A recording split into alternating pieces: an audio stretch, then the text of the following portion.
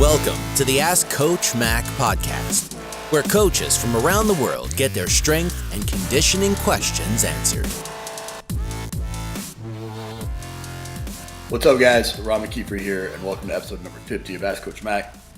Thank you so much for joining me today. We have a great question from Blake, but before we get to that, I want to thank today's sponsor, Iron Grip. If you're in the market for plates or dumbbells, these are my go-to guys. I've put Iron Grip plates and dumbbells in 3 facilities, including my own garage where my family and I work out.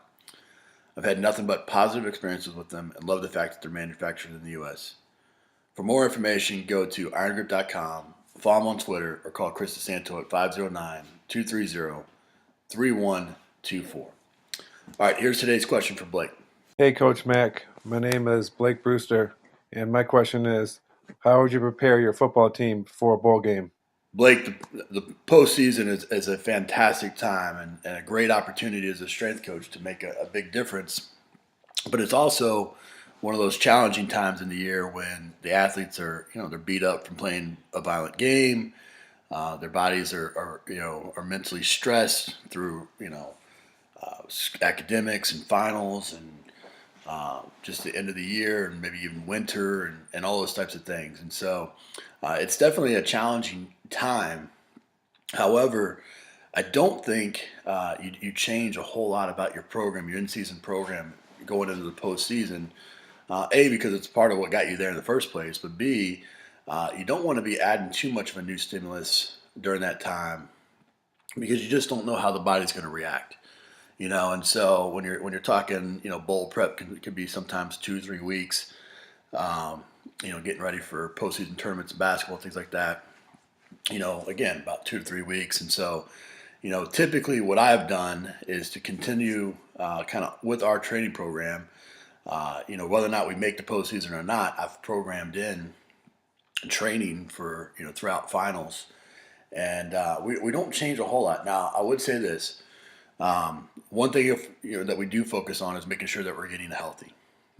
And so now because we have a lot more time, especially once finals kind of come and go, and the athletes are still there training and getting ready for bowl game.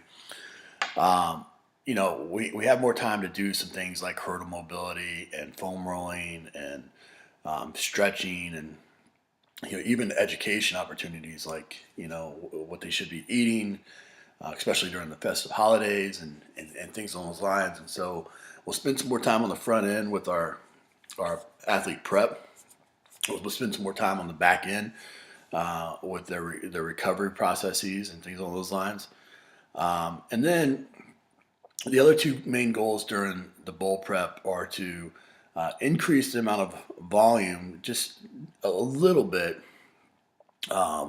and increase the amount of conditioning to make sure that their energy system, that they're in shape and they're ready to go. And so the reason for the volume increase, we don't necessarily drag it out or increase that much volume, but what we will do is we'll spread it up over the course of multiple days. Typically in season, our starters would be training twice a week. And so we would go to a 3-day week program. And there's for a couple of reasons. One, by spreading out the volume, it's not as much stress on the body in and of it that day itself, but also it keeps idle hands busy, and unfortunately in this day and age, if athletes have idle hands, then a lot of times they can get themselves in trouble. And so by keeping them busy, making sure that you're touching them each and every day, you're able to kind of keep your pulse on the team, make sure they're staying focused, make sure they're getting sleep at night, make sure they're not running the town, and those types of things. And so, like I said, I would not increase it a tremendous amount of volume, although there's an opportunity to do so there. But I would spread that volume out over the course of multiple days and multiple touch points. I'd also increase your conditioning. Oftentimes, you've dropped your conditioning level as the season's gone on. It's just part of the process. And so ramping that back up and making sure that they're getting into shape, make sure there's a good progression there, of course. But usually the team that's in better shape, that's more prepared to handle game speed and game demands during that bowl game, is often the team that wins. And so trying to create some game-like conditions in practice, which is on the coach's side. But then on those other days, trying to find some low duration but high intensity conditioning intervals to be able to keep their energy systems prepared for the rigors of competition. And so, just to recap, I wouldn't change a whole lot different. I'd make sure I was focusing on getting them healthy. I'd spread the volume out over the course of multiple days, and I would increase the conditioning. Blake, I hope that answers your question. Would love to hear what everyone else thinks. Use the hashtag AskCoachMac50 to continue the discussion over on Twitter.